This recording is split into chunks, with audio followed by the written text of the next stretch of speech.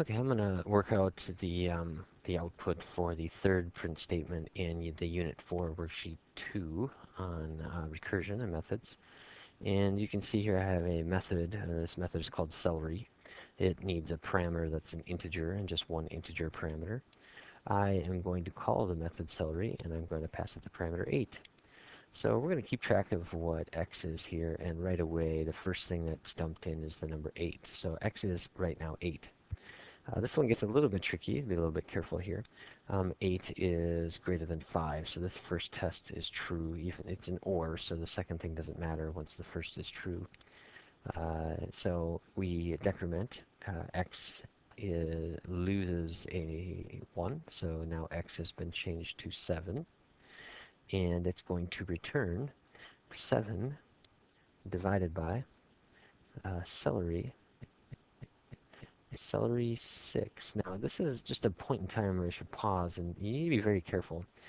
This celery 6, be very, very careful. We are calling the method celery and passing it the parameter 6, but please know that we've not changed the x value. X is still here at 7.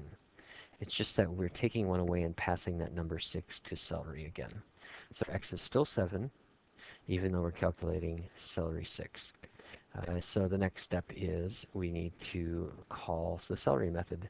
So while we're calculating the celery output, it calls itself again, and that's what recursion is. And so we need to calculate celery 6. So celery 6, we run through here. 6 is greater than 5. We take 1 away, so now it becomes 5. That number becomes 5. X is 5. And we're going to return 5 divided by celery 4. So this will return 5 divided by celery 4. All right, another call to celery again. And so recursion's going on here. We need to calculate what celery 4 is. Now remember, we're passing 4 to celery, but in memory, x is still 5.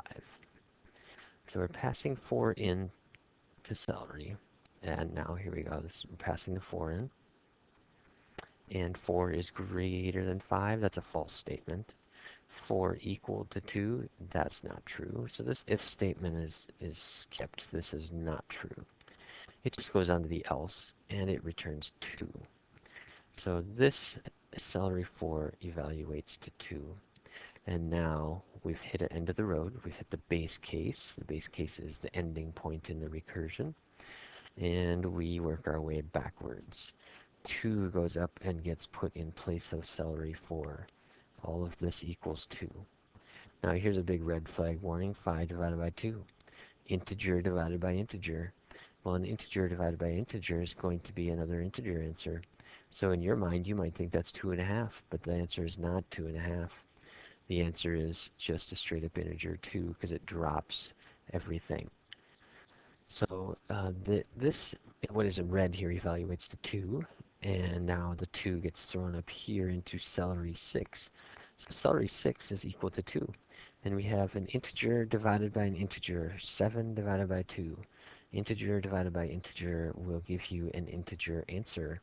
And so, contrary to popular belief, the answer to this question is actually the number 3.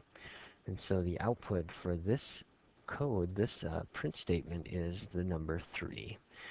Double check. My method outputs an integer. The answer is 3. 3 is an integer. The output is the number 3.